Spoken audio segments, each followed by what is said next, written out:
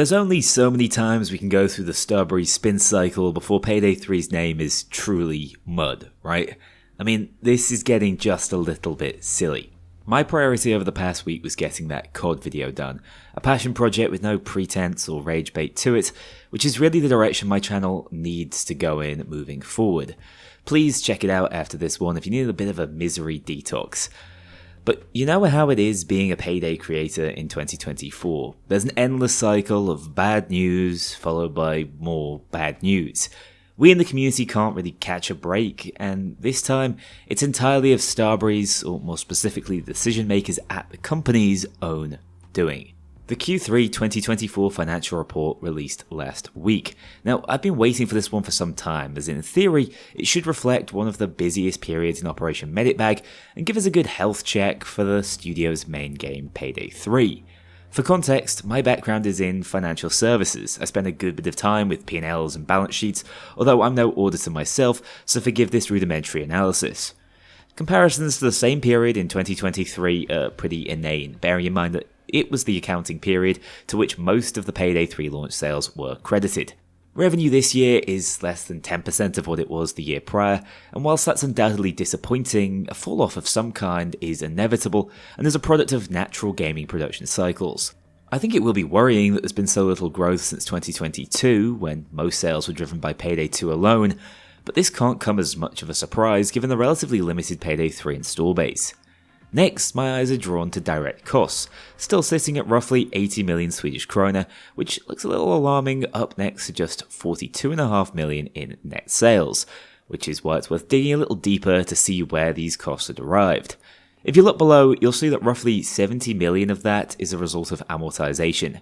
What that is effectively depreciation, but for intangible goods. For example, the already invested cost of development for a now post-release video game. You know, it's not like the wheels can physically fall off Payday 3, even when they seem to be metaphorically, and the principle will be similar regardless of performance as any game moves further away from the period in which it was heavily invested in. Costs related to building up its value in the first place will be amortized at a financially logical rate to display its depreciation in use. In other words, things look dire at a glance because Payday 3's balance sheet value is burning quickly, but not very brightly, hence the shortfall in profit. That in mind, the financials don't tell a positive story by any means, but they're also not quite as alarming as they might initially appear. And for my money, are certainly not bad enough to be a serious cause to pull the plug when things are just starting to turn around again quarter to quarter, with EBITDA, being earnings before interest, tax, depreciation or amortization is calculated, seemingly growing again. So what's going on? Why all the noise this time when Q2 is just as bad if not worse? Well, it's predominantly around this statement by CFO and acting CEO Mats Juhl. He says the level of investment during Payday 3's first year on the market, both through launch DLCs and Operation Meditbag, has been at an elevated level. Ahead of year 2, we are confident in being able to continue deriving amounts of value to our players with a significantly lower level of investment.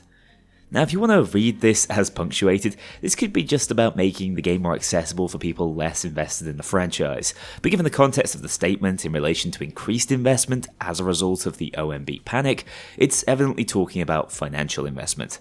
It's also paired with a statement confirming they will be reducing team size for Payday 3's second year. No figures, obviously, but from a little LinkedIn stalking, we could be talking about less than 1/4 of the studio working on what Mats describes as... And Payday 3 being our biggest focus as well within Starbreeze, of course, that's our flagship project and our own IP. It's easy to get caught up on these details because they sound alarming and it's all a little nebulous, right? What does amounts of value to our players even mean? I think I need a unit of value to wrap my head around that statement. But overall, I get it. I just believe we, as fans of the series, and hell, even the bloody investors, have every right to go in and question how and why this is being done. I understand the idea that Payday 3 might require reduced investment if that was explained by foundational work being done this year to make future content rollouts easy to produce, but that's simply not the case.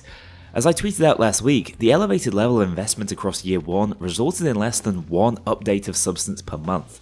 I've not seen any groundwork or new policies established that suggest year 2 will be any different, especially with even less funding.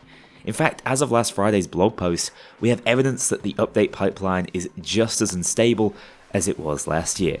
All of this again comes down to prioritization. I think to some extent that same naivety and inability to genuinely read sentiment that walked us into the disastrous release of Payday 3. They believe that a small, poorly funded team really can somehow keep the game updated and supported over the next 12 months. They believe that the game is in a generally good state, that the UI overhaul was a tremendous success. They've completely failed to see the wood for the trees. Most of what's been achieved is set dressing. Player counts remain soft because the game isn't where it needs to be. It's still riddled with issues. It's not as if players aren't playing the game due to some external, unknowable force. There are still dozens of barriers to entry. There is no replayability. The iconic Payday gang are shadows of their former selves. Every update launches with a slew of issues that don't get fixed for upwards of a month, and core fundamental systems like Nebula and a lack of offline mode are still prohibiting people from playing.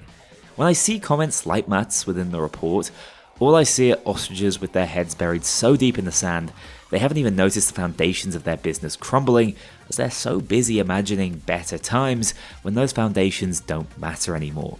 Or maybe they're fully aware of all that I'm telling you. Maybe I'm not giving them enough credit.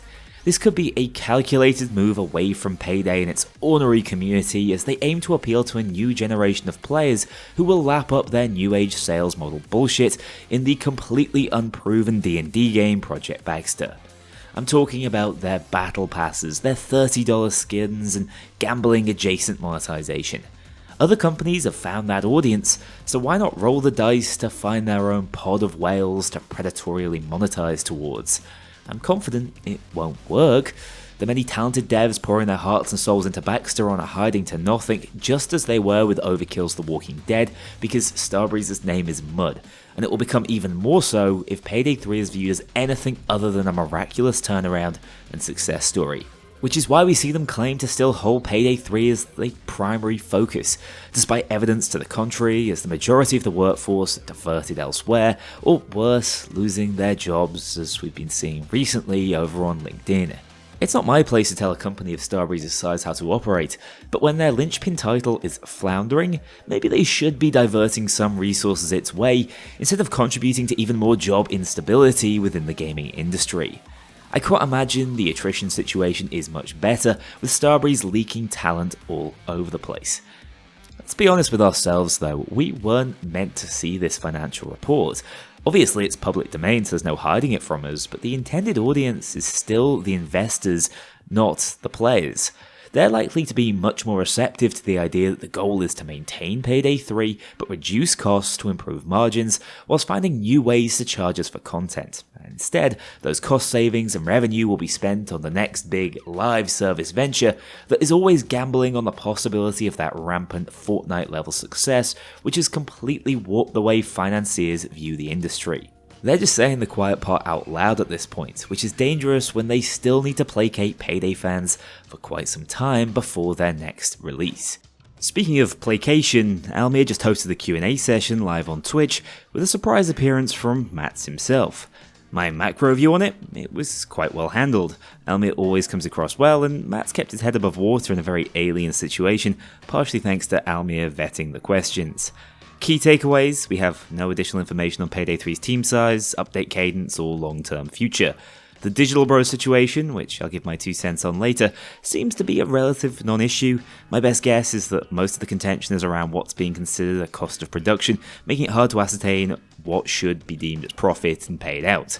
The long and short of that is that Starbreeze claims the game has not made a profit as of yet, so there's no pool to pay out from.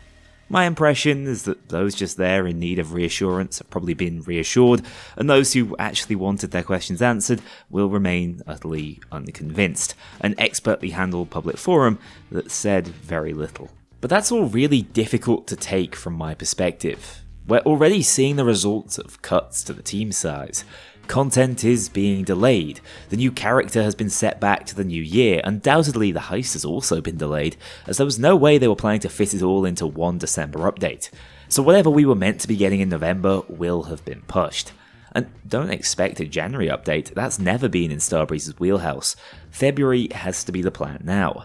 The game's in a fairly unplayable state for me as of October's update, after all the new issues raised in the UI overhaul, and will be until mid-December at this point. How can you expect anyone to cover and take interest in your game if it's a barely functional product for months after an update? At least own it if you don't care, because I think it's more of an insult to your devs to leave it in this state and still call it a priority than it is just to wear your apathy on your sleeve. However, this response does need some level of balance, so I do want to clear the air on one piece of scaremongering I've seen flying around regarding Digital Bros. For those who don't know, Digital Bros is the Italian parent company of the likes of 505 Games, from whom Starbreeze bought back the co-publishing rights of Payday 2 back in 2016 in the wake of the 2015 lootbox drama. Alongside the $30 million upfront cost, they also penned a contingent clause that promised an earn-out payment of 33% of Payday 3's net revenue up to a cap of $40 million USD. Not Bo Anderson's brightest ever sale, but also a complicated deal to consider, bearing in mind this was in relation to Bo's 2016 vision for the initial Payday 3, not the Payday 3 we eventually got that started development much later on. As a result, none of that $40 million contingent liability has been paid, as there's a clear disagreement as to how and from which earnings it should be calculated. Digital Bros aren't best pleased, and as of their September 30th interim report, have allocated €1.2 million as a provision for any legal costs they might incur to settle this matter. More bad news for Starbreeze, right? Well, we've known about this clause for years, ever since the deal happened, but I do think Kknowley sure did an excellent job of drawing attention to it now. I don't personally subscribe to their more conspiratorial discussions around what Digital Bros intends to gain, but regardless, it's a bloody excellently produced video that includes some of the best chronicling of the history of Grin, Overkill and Starbreeze on the internet that I really recommend watching, even if we don't agree on all the finer details presented. That in mind, here's my take on the Digital Bros situation. It's not in their best interest to destabilize their sizable investment. For reference, Digital Bros owns 21% of the Starbreeze share capital and holds almost 40% of the voting rights. The two have worked closely in the past, with Digital Bros actually underwriting their most recent rights issue in 2023. There's a relationship there which indicates neither would be in a hurry to fight a major arbitration battle in court without seriously good reason. And if Starbreeze's auditors believed there was a material need for their own legal provisions to be set out, that would have also likely been flagged in last year's audit. I believe this is less of a concern for the future of Payday 3 than it might appear on the surface, and even if there was a settlement required, Starbreeze are in a cash-rich enough position to settle without complete upheaval or some sort of Digital Bros hostile takeover. So, putting my money where my mouth is and offering some speculation of my own, here's what I think will happen in the coming months and years. We'll get a great run into the end of the year, not December they planned for us to have, but still impressive. We'll move into 2025 and updates will be relatively similar to what we've had this year, sustainable steps forward, marred with technical issues that go unresolved for months. The community will remain in this sort of limbo, wanting to love the game but still never able to, like we could its predecessors. Plaion will bow out in March, but on good terms, and continue to support the studio with a less involved role, while Starbreeze will maintain Payday 3 independently. Later in the year, the series will receive a lifeline, some sort of tie-in or expansion into other media, a boost to keep it in the public eye long enough that we don't notice it start to wind down. In 2026, we'll be told the game is still fully supported, but at this point it's just a skeleton crew trying desperately to improve the base experience without adding new content, giving it a pulse just long enough to hand the baton over to Project Baxter, which will release to all the fanfare of Overkill's The Walking Dead. Within 6 months, there will be a scramble to retool for Payday 3 and start working towards the next live service game, which can finally turn the studio's fortunes around. Surely. We love a good cycle in the games industry, and right now Starbreeze are setting themselves up for one hell of a merry-go-round. They just need to keep in mind that no matter how dedicated the community is at first, there is a limit as to where they'll follow you. Everyone has a breaking point, and as for me, I'm not sure how much longer I want to be going around in circles, which is why I'm desperately trying to escape the news cycle and constant doom posting. That in mind, on a more positive note, I'm going to be streaming a couple of challenge runs in the coming weeks, both for Payday 3 and 2, so if you want to forget that impending sense of dread alongside me, I'd be really happy to see you there. With that, I'm going to love you and leave you. Take care, have a great week. I'll see you all very soon. A huge thank you to my dedicated Patreon backers. If you want to join this crew in going infamous, check out the link below and pledge as little as $2 to see your name in the credits, or get 24-hour early access to future videos and vote on upcoming content. Take care, I'll see you all soon.